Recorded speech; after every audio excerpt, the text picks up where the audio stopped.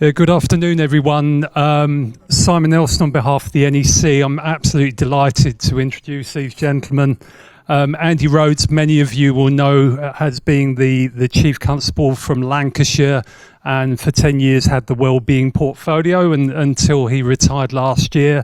And as a PSA NEC, we're absolutely delighted that he was then appointed as the Service Director of the National Wellbeing Service as well. I'd like to also introduce with him DrTony Parnell, who is going to give us the clinical perspective. He's the Force Psychological Advisor in Lancashire, still continues to carry a caseload, which is incredible, and works very closely with the National Wellbeing Service as well as other areas, other partners such as the Benevolent Trust treatment centres. And the thing that I found particularly incredible is that in terms of the National Wellbeing Service, that they've actually supported 10,000 individuals over the past year. So it just shows how critical it is. Gentlemen, over to you. Thank you very much, Sam. I'm going to start first, and then Tony, who is an expert in many things to do with the brain, is going to talk about the structure and the work that he's done around particularly trauma intervention and trauma support. My part of the presentation is really going to focus on what it means for leaders in organisations, not just policing, but particularly policing because of the nature of the work, leading in an organisation where mental health is such a big issue. I'm going to try to take some of the fear out of it maybe in terms of some of the research that we know is relevant to us and other big organisations, because we know so much more now about what's going on for our people, and therefore all of you in this room, that's been going on for you a lot in your service around mental health and personal resilience. I'm going to cover some of those issues as I go through my presentation. But this is a big talking point in a lot of big organisations now. What does it mean for leaders? I guess you all recognise those people on there as incredibly talented, successful sports people, but you also probably recognise them, particularly after the Olympics, because they were talking about the mental health, either on the run up to the Olympics or during the Olympics. And that's what the conversation was about a lot in the Olympics this year, I thought. There was a lot of talk around under pressure, were we walking the talk, and were these people walking the talk about their mental health? And I think for a leader in a big organisation that deals with the sort of things that policing does, it can sometimes feel as though you're overwhelmed. And what does it actually mean, you know, this mental health thing for me as a leader? What do I need to do? What's my role? And what's the impact on me as well as a human being? This is the DSM-5, Tony's trade. There's another one he tells me in Europe that's similar. This is the Bible of mental health conditions. If you need a label on a condition, the DSM-5 records it. In the 70s, I think there's about 130 mental health conditions that had a name in the world. I think we're up to about 380 at the moment. If it's in the DSM, it means it's got a label. And the result of the DSM getting more and more refined about what is a mental health condition is that more people are qualified and being referred and labelled with that mental health condition. So we know, don't we, that more people are talking about mental health, more people are coming forward, more people are having a label attached to that mental health, which is not always necessarily a good thing. If in life nobody stops from escalating towards referral, then what we see is more people pushing into an already overstretched system, getting antidepressants and getting Tony's going to talk about some numbers to put some reality behind what I'm saying.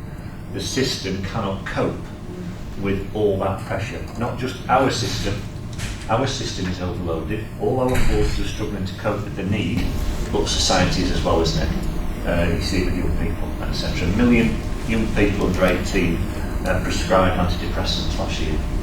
And a lot of those young people are trying to get in the police now, and they're getting turned down.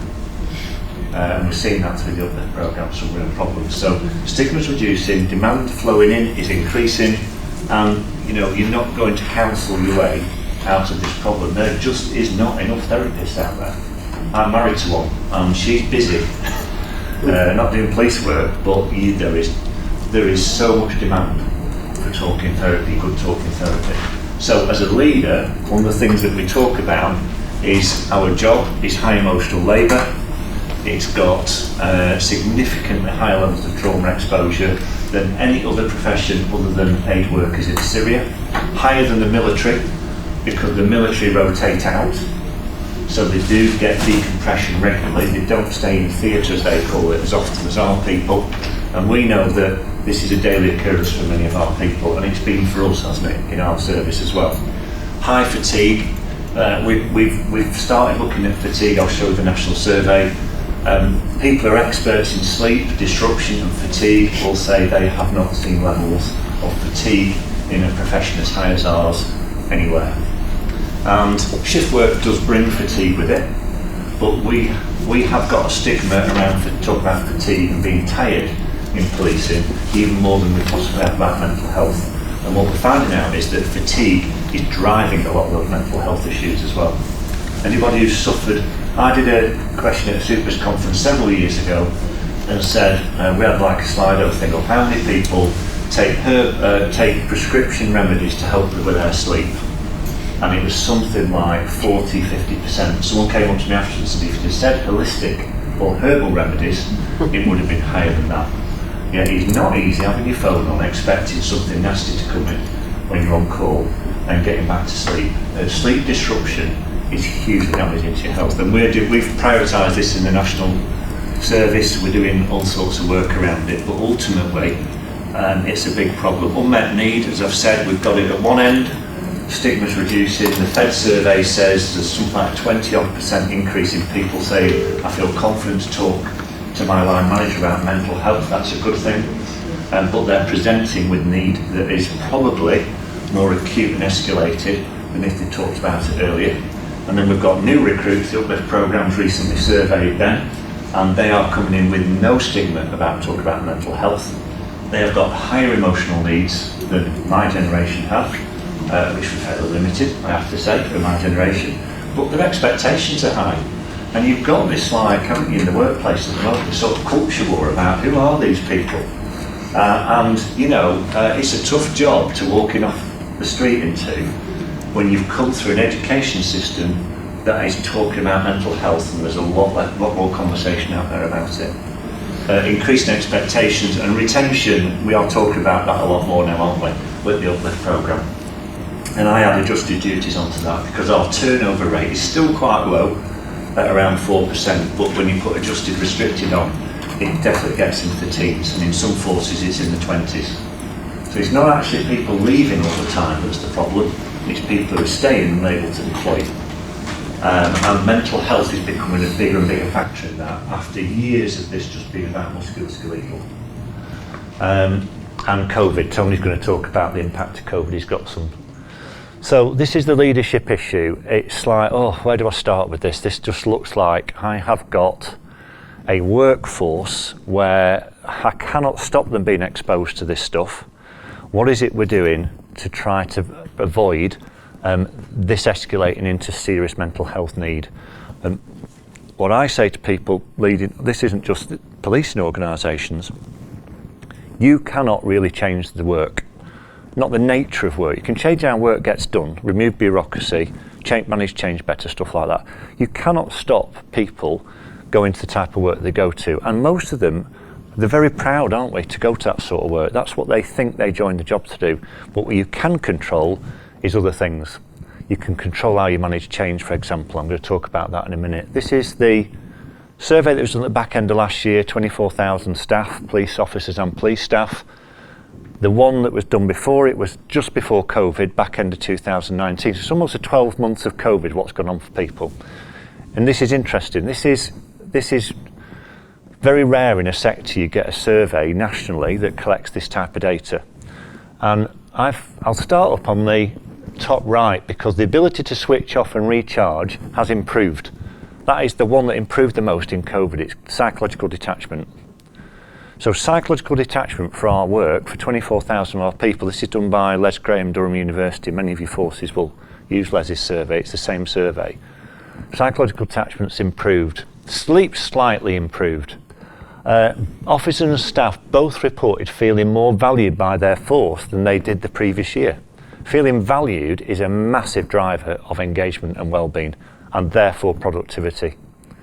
And the reason that they are reporting they feel more valued is because COVID forced us to personalise things like flexible working for them. We had to do it. We've had to become more flexible in COVID, and we want to keep that flexibility going.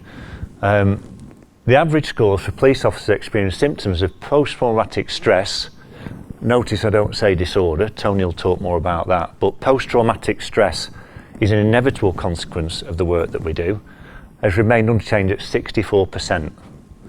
64%, that's 2/3 reporting post-traumatic stress levels. And there has been a decrease in police officers feeling valued by the public. And, that is something that I think, byproduct of COVID. 55% of police staff have experienced post-traumatic stress symptoms as well. Okay, so slightly better sleep, better psychological attachment, more feeling valued by the organisation. That's great news. Not feeling as valued by the public. This is what's going on for our people, and you can drill that down in forces. Now, I say most people, if you were to read Twitter about mental health and the state of play in policing, you wouldn't join, would you? It's not a great positive narrative out there about our work, but actually the vast majority of people are doing okay. And a lot of people are very happy and fulfilled doing this job. 93% levels of pride in our workforce. Starbucks would give their eye teeth for that. Yeah, there's a lot of proud people in our organisation doing a good job. If you Google Happy Cop, all you ever get is Sarah Lancashire from Happy Valley. I challenge you to do it. Happy UK Cop or something. All you'll get is Sarah Lancashire, because there's not a lot of pictures of happy cops out there, is there? There's lots of pictures of unhappy cops and tired cops and cops fighting with people and getting things thrown at them. Yeah, the wellbeing support dogs that we've got. The Chief Joe Shiner is lead for this for us. We have 39 of these things. Anybody seen a wellbeing dog yet about, or trauma support dog? You can get them. Ring up, you can get them to your workplace. People love them. We had 4 vans down at G7, 4,000 staff had health checks at G7, went to the vans. The wellbeing dogs went down there. They're all over the place. And we've got 39. And we help train them, we kit them out, and Gary Botterill from Sussex Police does an amazing job of coordinating that network. The point being, the FBI are using trauma support dogs. A lot of the big organisations in Canada and Australia are using them. These are deliberately intended to lift the mood in difficult situations. And you don't have to be a sort of dog lover to do it. But they get out there and they get to see people where they're working. So I've got some pictures of happy police officers there, So this is not a leadership option, genuinely, folks. It's not. It's just it's going to be part of your repertoire, this. And it's not easy. It's not easy because there will always be people who claim to have a mental health problem who haven't. Just like people claimed in my day to have a bad back. They retired early, and then you found out they were sailing around the world on the yacht that had been building for the last 3 years. True story, somebody I actually knew. His back miraculously recovered the day he retired. They are few in number. Believe you me, they are few in number. They're frustrating, they're annoying, but they're generally few in number. I remember saying to my superintendents in Lancashire once, who were moaning about all these people, if you could get rid of these people in your division tomorrow, how many people would it be? 12, 15 out of a division of 600-700 people. That's not bad. 12 or 15 awkward people who are probably doing the colleagues a disservice by saying that there's something wrong with them when they aren't. There are a lot of people, the surveys and the research done by Cambridge University, that said up to 1 in 5 police officers had PTSD or complex PTSD, undiagnosed. All people say it could be lower than that, anything from 8 to 20%. Also, 92% of them were still come to work, completely unaware. They're not moaning about the job they do. They're moaning about the stuff that you can control. So the environment, the social support is a massive issue. in terms of having a culture where it's okay to talk about not feeling all right. We know that. It's not just a glib word, but also controlling the controllables. The things that are pushing our people over the edge are poorly managed rollout of technology, unfairness in the workplace, not being valued for being different. You know, all the things that we also talk about, all the evidence says, and it's collected in this survey that Durham University do, they are the organisational stressors that, on top of the type of work our people do, break a camel's back. And we can control a lot of those, and we can do a lot better at them generally than most organisations, you know, delivering change. I was on a call the other day, and there was somebody from a force who said, right, there's a force of 4,000 people, and there's 4 of us in the change team. You might be some of those people.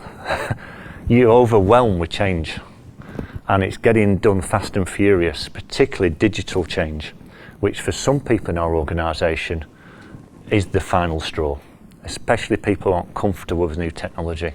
So understanding this data that we've got is really relevant and useful if you're rolling out change, because you can see where the stress in your organisation is. You can see by age group, by role, where is it that we're going to have problems, where we need to actually put more support in, and controlling the controllables.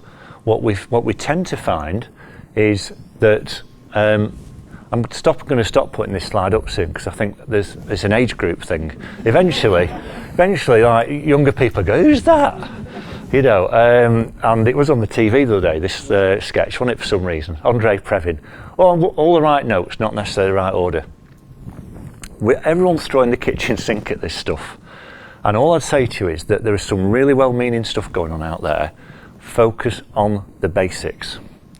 There's 4 or 5 things that we can tell you, if you do them well, you will make a massive difference in terms of the things that I'm talking about. And we actually provide training, we provide guidance, we provide training free for trauma intervention now.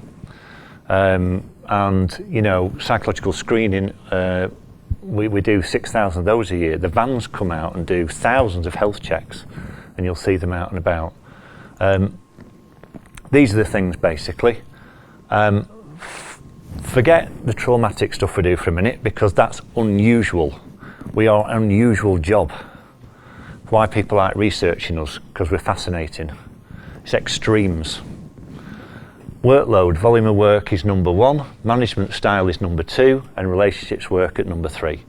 Now, I know this is difficult for everybody, and your workloads will be horrendous as well. But there is a lot of non-value work out there, isn't there? Work that adds nothing to the purpose and meaning of what people come to work to do. It drives people nuts. The management style is another one. We can control that, and relationships at work, we can control that as well. This is an interesting slide. I'm nearly at the end now of my bit. Prevalence of trust. This isn't just in policing. These are massive workforce surveys. Thousands and thousands of people. Prevalence of trust in leaders. 48% of people trust leaders, 28% don't, 24% don't seem to care. Why do they trust them? What is the one thing in our force, in our organisation, that we obsess about? What do we like judging? Competence. We've got to be competent though, haven't we? You know, we can't have incompetent people managing murder inquiries or firearms jobs. But for people in organisations now, competence rates lower than integrity and benevolence. Integrity, you can, you know, that's something we know about, isn't it? But benevolence is a bit of a new word. And I could spend probably an hour with you, like, let's kick about what benevolence actually means. Because I've worked with a lot of what I think are benevolent, incompetent people. You know, in my neighbouring geographic area, they always seem to give everybody Sunday night off. So my team had to go and work over there. Yeah, and I've worked with a lot of highly competent, not very benevolent people who just want to keep people's nose to the grindstone. Do you see what I mean? You need both. But I think just talking to leaders about benevolence and what does that mean to you? What's your capacity for it? Under pressure, it's not easy. And you know, these are the things that are being asked of leaders in a lot of workplaces, because they're driving work-related stress. And so some of the papers that we've published around hindrance stresses that come out of our survey really paint a picture of the fact that there are lots of things that we can control as leaders that are hindrance stresses that are extremely tiring and also stressful. Challenge stresses, we willingly look for challenge stresses. They're positive things. They're equally tiring, but they're not as stressful because you've got more control over them. You're going to talk about control, I think, Tony, as well. And you've got more, it's something that you're interested in doing. You'll find people doing hugely stressful stuff outside of work. Massive survey that was done around the art of rest. How do you get rest? And the number one thing out of this global survey about what people did to get rest was extreme, it's exercise. Actually, it's very tiring. It wasn't sitting around eating donuts and drinking coffee and stuff. It was actually doing stuff that was pretty challenging. But it was something where they got space and time to decompress, often in nature, sport, physical activity, walking, creative stuff. Do you know what I mean? It's not necessarily the case that this is all driven by the solution to this is about sitting around doing nothing. The solution to this is actually increasing value work in the organisation a lot of the time. So over to you, Tony. You're going to talk about your experiences. Yes, hello everybody. What I wanted to do, there's not a great deal of research around the effects of COVID particularly, but some of the initial research, I wanted to touch on a couple of points and then maybe talk a little bit more about anxiety and depression, which have been really prevalent since COVID and from before. So studies show the majority of the population remained stable, good levels of mental health during the pandemic. Some groups experienced some more challenging aspects of it. This was done by Public Health England, July 2021. So these groups include women, young adults 18 to 34, adults pre-existing mental health and physical health conditions, adults experiencing loss, and the original aspect of it was around income and jobs, but I would extend that beyond. That could be personal loss, but also one of the bigger aspects of it is loss of control, which is a recurring theme that comes through the whole of the research really. And those who experienced local lockdowns, they seem to have more of an impact than those who had the national lockdowns. There was also a piece of research into key worker experiences. Between March and 2020 and February 2021, key workers consistently reported higher levels of depressive and anxiety symptoms than non-key workers. And specifically, these were the findings. Fears of increased COVID-19 exposure, contagion and subsequent transmission to others, particularly families and loved ones, multiple exposure risks where their risks had gone up considerably because they were doing things they wouldn't normally do and they're going into places where COVID was more exposed. Insufficient PPE and lack of workplace mitigation was one of the significant ones too. And multiple workplace challenges covering sick, isolating colleagues. So with the problems of increased workload, you've also got the problems of less staff around, so there's more pressure on the individuals who are left in work and people going off sick and isolating and all the things that went with it. It was a circular process that became really quite overpowering. The lack of public and organisational recognition, and the big one, I think, that determines this is feelings of disempowerment. This is a theme that moves forward when you now look at the next piece of research, which looks at post-COVID stress disorder. If you just look at stress disorder or trauma disorder, you're looking at very similar things. And what the stresses here were severe illness, hospitalisation, witnessing death of a loved one, and extreme exposure to COVID-19 details, all of which are going to be impactful to the organisation and to the people working within it. Some of the protective factors, and these remain constant when you look at the wider implication of anxiety and depression. Some of the protective factors, and the one that's the most prevalent here, is social support. Stability of both financial and employment stability. Healthcare resources. These are things I'm going to kind of circle back on because they're they kind of sit at the very core of how you can engage with helping your workforce and the people that you're working with. A safe workplace, wellness programs, and timely COVID testing. The reason why I wanted to talk about these is because from this point of view, we're looking at key elements of how you can help others. Particularly, I wanted to circle back to the first bit that we talked about, where some of these factors with the 18 to 34-year-olds. Well, if you think about the 18 to 34-year-old cohort in the organisations that we work in, they're new to the service or young in service professionals. We're also talking about, as Andy spoke about before, when he talked about the expectations that they will have will be different, but the impact they will have will also be impacted more. The healthcare resources is an area that I wanted to be quite focused on, because what we know is when you have somebody who's got raised anxiety, who's got raised depressive symptoms or trauma-related impacts, what we know is the healthcare resources that are available to them are going to be significantly important. The key protective factors that I wanted to talk about, that we know from historical terms, before COVID came along, we knew three things were really important.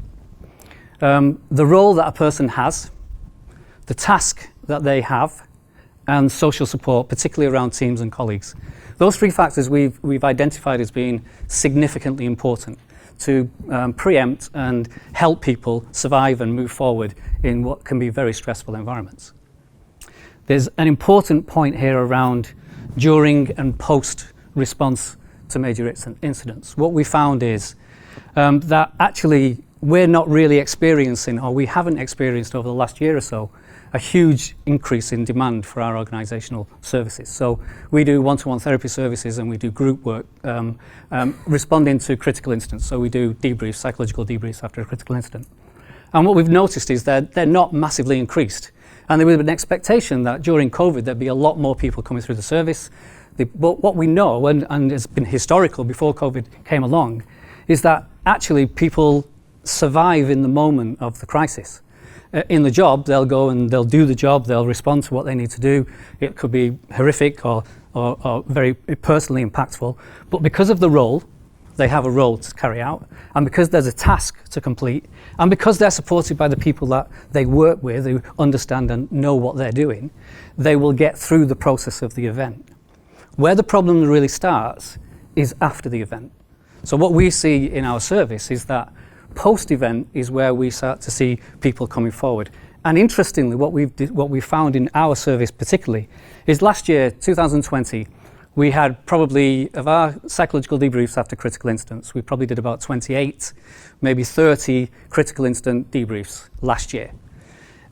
Up to the end of August this year, we've done 60. Now last year we probably saw about 150, 160 people for those critical incidents debriefs in teams. This year we've seen more than 500, and we've got 4 months left to go this year. What I believe is happening, and what we're always planning for and expecting to happen, is that you won't see the big impact during the event. You rarely do.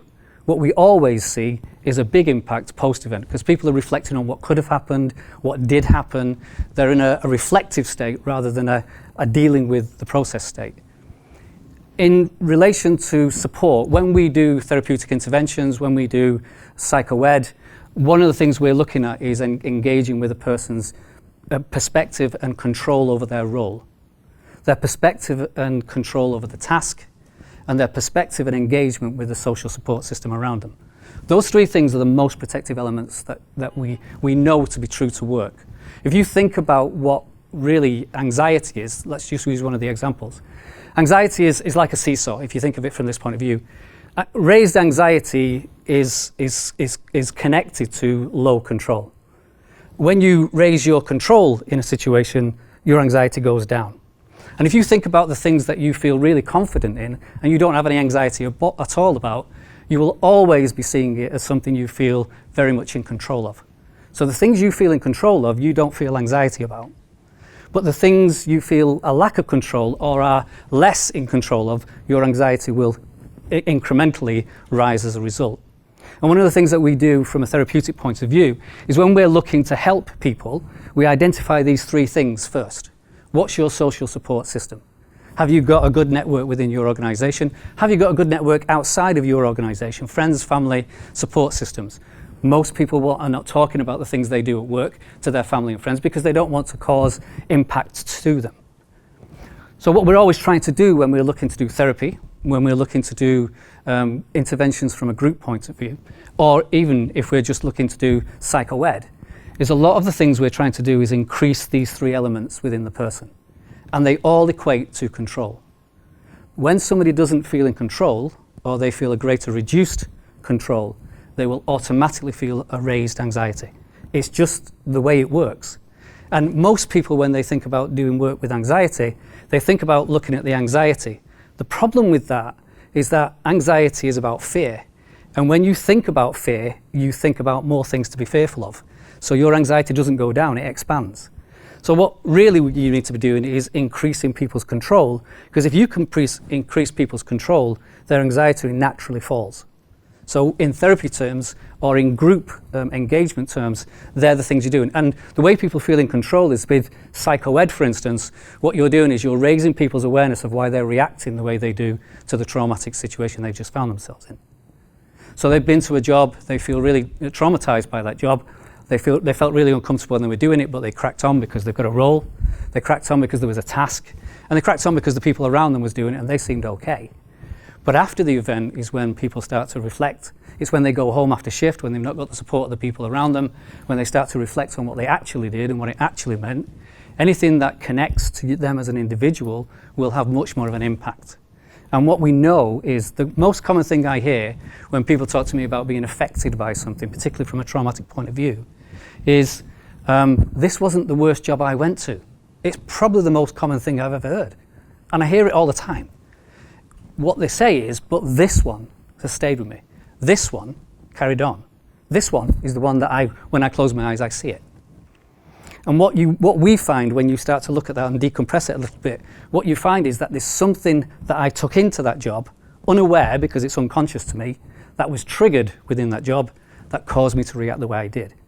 So doing the group debriefs that we do, the psychological debriefs we do after, is an exceptionally important thing. And if you don't have a good system for that, I would strongly recommend that's one of the areas that we put a lot of energy into, we put a lot of resources into, and it's been one of the things that's been really successful as the change element that we've had in our organisation.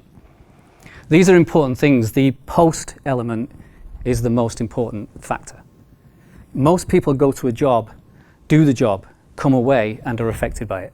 And mostly it's something to do that's personal.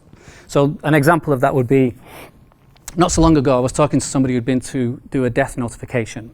They'd been to the job where a child had died. And when they were talking to one of the parents in the house, there was a toy on the floor. That was exactly the same toy as their child has. And that was the difference. Everything was going fine until this moment, and this moment made it personal. Before that, it was a task. Before that, it was a role that they were carrying out. And before that, it was a process that they were engaged in that they had control of. The moment it became personal, it became less controlled, and therefore the anxiety levels shot through. So from our point of view, it's raising awareness that this is a natural process. Most people talk about having PTSD. PTSD is relatively rare. Now, post-traumatic stress is not rare. It's very common. In fact, we all have that when we have a traumatic response. But what we rarely do is go on to get stuck in a disordered response. But we all have a response to stress, and we have to adjust. And the reason why post-traumatic, post-incident responses are really important, and critical incident psychological debriefs are really important, is that most people don't get taught this stuff. I only got taught this stuff after I left school and I went to look at doing something more specific around psychology. The reality is that I'll go and experience it, I'll have these major responses, and then my brain has to make sense of it. And they make sense of it by looking around the room and seeing all the mates who they've just been with have not having that response or are not showing they've got that response, and I do, therefore I must be broken. But actually, it's just the natural process of adjustment. However, if you feel that you're broken, in that natural sense of adjustment, then you get stuck. And when you get stuck, that's when PTSD starts, or has the potential to. But everybody goes through an adjustment phase when they go through something difficult. And some people, I've had people in sessions say things like, I think there's something wrong with Tony because I feel all right. I don't feel there's any problem at all there. In fact, do you think I might be psychotic or I might have some kind of problem? But no, it's actually, no, that's fine because this one didn't touch and you did what everybody does, which is to put this where it needs to be, crack on with what you need to do and move forward. But something about having a response, we're asking people to go and do things that are really difficult. It's part of the job. People know that when they come, but it's still difficult to do. It seems to me to be incumbent upon us as organisations to say, if you do that, and we're asking you to do that, we'll have a system here that will help should you need it. And it's not a massive thing to do. It's not a hugely expensive thing to do either. It's just a focused thing to do. The support system, the social support system is the area that we as an organisation and you as senior managers in an organisation can implement and can have as a safety net for all those people you're asking, and that's everybody who works with you, to go out and do things that are really difficult. And I think this process of engagement and this process of having a system in place is the most important thing of all. It doesn't have to be massive, it just has to be effective. Okay. So, any questions now, folks? Because most forces, we know this because we're benchmarking forces around whether they've got that structure in place to deal with not just the big job, but actually the drip effect, and most haven't. It's not structured in the right way. We help forces, we can do online briefing sessions for senior leadership teams, which we do a lot. These are the 4 or 5 things that work to get that structure in place. We're benchmarking occupational health standards, and we can help you do that. So we're trying to clear the wood for the trees, if you will, because as a leader working in a situation like this where there's so much going on, you need to know what the evidence base says works, and part of that needs a structure to deliver it. And we're doing okay culturally actually in the service, but in terms of structure. Not many forces have got that structured approach to it. So any questions, folks, for Tony or I? We'll take whatever you've got to throw at us.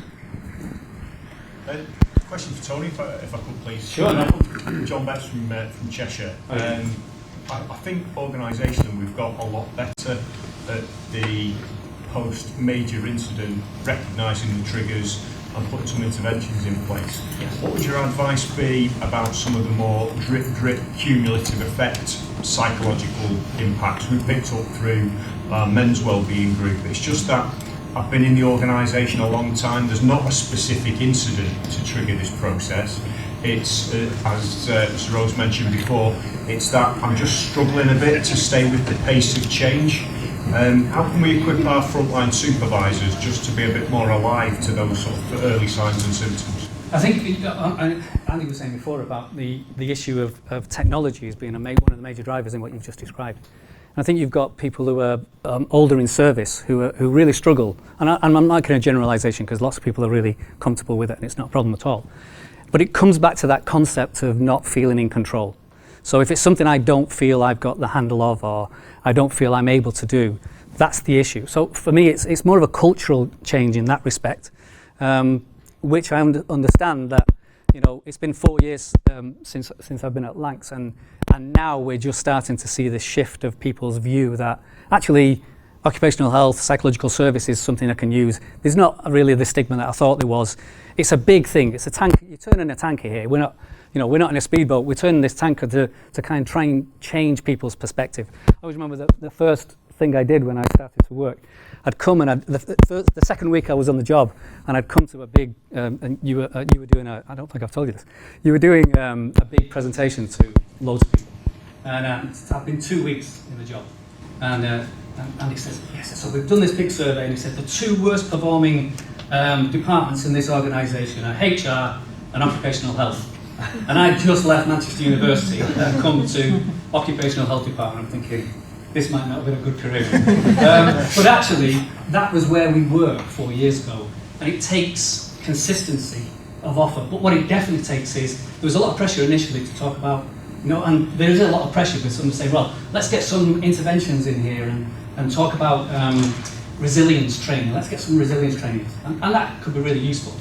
The problem you've got is when you start to raise people's awareness, you raise their expectation. And if you haven't got a really good system that will allow for, so I put a lot of energy into having a system that allowed for people who had major problems or significant problems. Get that in first, have that substantial and effective, then you start all of your resilience building and awareness building, because it will generate people coming forward. And if you generate people coming forward and there's nothing there for you to offer them, then that's even worse, I think. And that's what's happening at the moment. You know, we're overflowing demand into police charities. You know, people who aren't probably even going through own force because that need is presenting, but we're not geared up to meet it. You know, one of the leading charities that we all know of, 37 referrals a year they used to get. They're getting that a week now.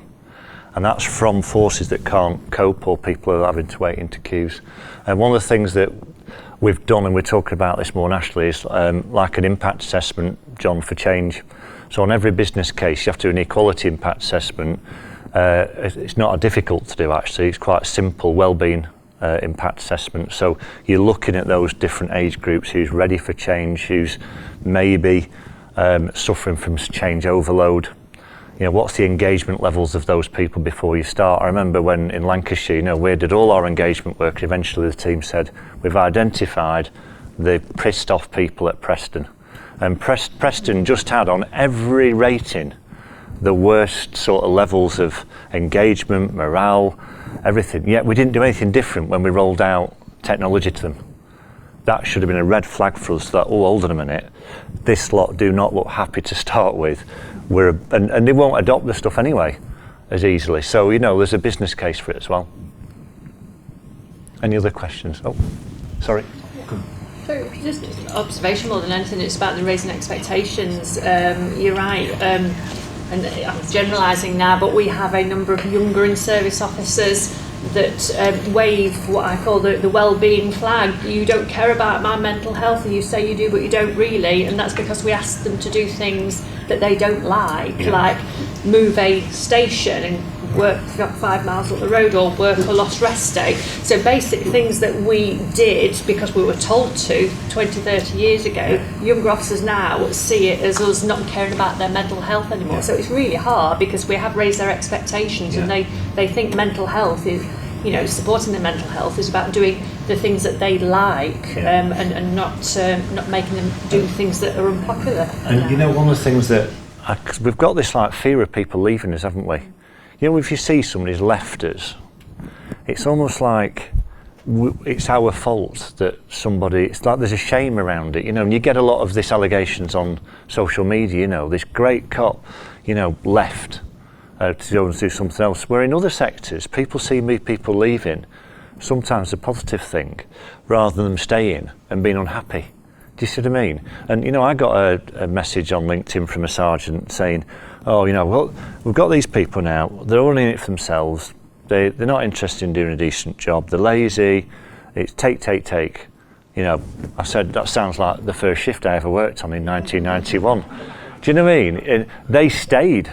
I wish they'd left. Do you know what I mean? So I'm sort of like changing the bloody narrative around people leaving. So it might not be all that bad, actually. And anyway, the new generation won't stay because they want a life for jobs, not a job for life. That's what all the research says.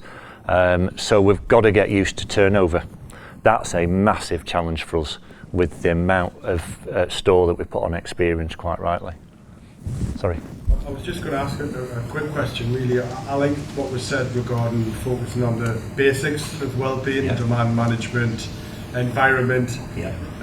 Probably my force and maybe some others, we like to do, I'll call it tokenistic well-being, we like cake bakes, and we like calling out the coffee tent, and it, you know, frontline some of the senior officers appear, and they think that's really, really good for people. But actually nobody cares about that in the grand scheme, and it's focusing on those basics, but the basics are harder. That's it. They're hard to shift, and there's a strategic issue for the police service around where all this demand comes from, isn't there, that needs fixing, because there's a limit to how much you can control. I think I think as from a leadership point of view, I've made the mistake in the past of not really reading up enough on what's causing actual stress in. So, I said, you need to, as a leader, go and sit down next to your staff in parade rooms and open plan offices and say, what's happening with your work? We've just had some insights work done that said that is the number one stressor for frontline people, supervisors, and if you're anything like me, if you're on a computer, the last thing you want is somebody coming and sitting down going, oh, what's going on? Hold on a minute. Open plan offices are not great for concentrating on detailed crime investigation work that's got a risk to it as well. We are not selling coffee. We get this stuff wrong, we're overwhelming them with data, to start with. And so there's a strategic issue about how much data we're pushing towards these people with CDI and stuff. And there's also a thing around, you want to do the right thing, but knowing what the right thing to do is. Do you know what I mean? And I think demand is such a thorny issue, isn't it, for us? And it's not just the demand, actually, it's the quality of the work. So I think some of the stuff that we've done on demand profiling with the Gold Group nationally shows the nighttime economy shut. Generally low quality, tiring, painful work, isn't it, dealing with drunks? It's not like really, I quite like going to pub fights, quite honestly, but it's not really what you joined to do, is it? There's a generation of police officers never been to a pub fight. And but that type of work was removed from them in COVID. Has that improved their well-being? Because the demand changed significantly, didn't it, the type of demand? Who else have we got? Just a comment. I know we talk about the new recruits, a little bit more emotional needy, but as an old timer, I think we forget the support we had I'm not saying we go back to the clubs, but I remember having a hanging in custody and then being taken for a drink one-to-one with my sergeant was really helpful. Likewise, we got rid of the canteens where we ate together, and that's what we do socially, so that got removed, and now we make them work on their own all the time. So I sometimes think there's been a hidden support going back into the 90s and what have you that we've stripped out as leaders as we went through because it was so expensive. Well, guess what? You're having to pay for it now. You're right. And Tony, you were telling me about one of the main topics that comes up with older in-service police officers recently in some of the work that you're doing. Yeah, a couple of the things that had happened is we've had a few older in service and talking about how they feel uncomfortable when they're asking for support. So when they're calling for support, they're worried that younger in service officers are coming and they're not going to be protected backup. So the backup thing, it's become a much bigger issue now that I'm not sure that these people rocking up are going to be able to help me. And if that's the case, going into a job in the first place generates high levels of anxiety. So we're back to that control thing. And all the things we're talking about, somebody putting their arm around you saying, come and have a drink, is about talking to you and engaging with you and normalising it, because that's the whole thing, giving back some control. And wherever you can find ways of giving back control, and there's lots of different ways that can be done, it makes a massive difference. Your old division, Damien, we had we've got massive divisions. You've got people parading on here and patrolling an area they're not familiar with, often on their own. That's stressful. Doing mobile briefings as a Yeah. norm, so they'll not even see each other. Yeah. I mean, trying to find somewhere when you've got a 999 and you don't know where it is, I think that's one of the most stressful things you can do when you're driving a car. There's also research about how much attention you can pay to a mobile data sat-nav while you're trying to drive at speed. And there's an element of, when I get there, is anyone else going to be able to find it if I'm rolling around the floor at 3 o'clock in the morning with somebody? We have dispersed our people, we've shut down operating bases, and a lot of those things were vital social support. And not all of it was bad, but it was very expensive, I guess. On that subject then, about how officers are being trained, so I'm talking to a lot of students now, we've got loads of people coming through, and they've all been trained online, so they haven't even been able to establish their team amongst their recruit group, so they don't know each other. And then, I find it quite amazing now that students being asked, what students being asked to do, because I remember back, I think we started about the same time as you, if you're saying 91, 92, it was 10 weeks. I spent 10 weeks with a group of people getting to know them really well. And then another 5. Sorry? And then another 5. And then another 5, and then another 10, and so So if I wasn't happy at work with my shift, at least I could talk to these people over here that I knew really well. Yeah. And I don't think these students have got that. Yeah. And of those three things that I spoke about before, about the things that are resilience building and protective, the one that is Social of the support. three, social support, the strongest one. Yeah. It Strongest one. comes up, the Royal Foundation, King's College and the Open University done a big piece of work about emergency responders, not just police. Social support's number one issue, and we've dispersed it a lot. And new recruits, I think, you know, there is resilience training in their initial training curriculum. That is an evidence-based package, but when we've cast our net out there and said what you're actually doing, it's quite patchy.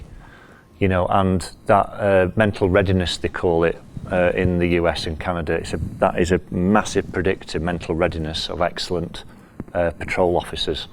And we're not really doing anything to get them mentally ready. And it must be like stepping off a cliff now compared to what it used to be. It puts more pressure on the workplace, doesn't it? And the sergeants and the leaders that are in the workplace to know that that's the situation that is happening.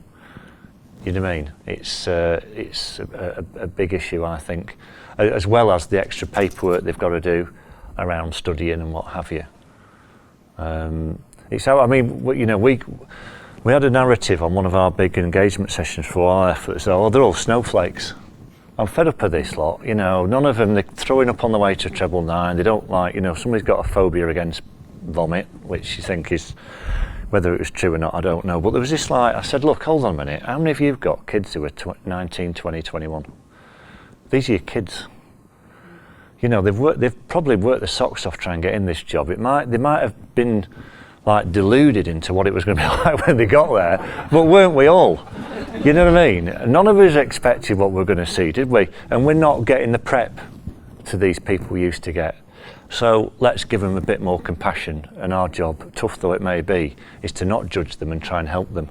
And if it's the wrong job for them, then don't feel guilty and shamed that they just decide to go and do something else. You know, none of my kids could stand a week on a set of nights. They just couldn't even work a night shift, I don't think, you know what I mean? It's just that 14 hours sleep a day or they can't function, you know. So anyway, thanks very much everybody.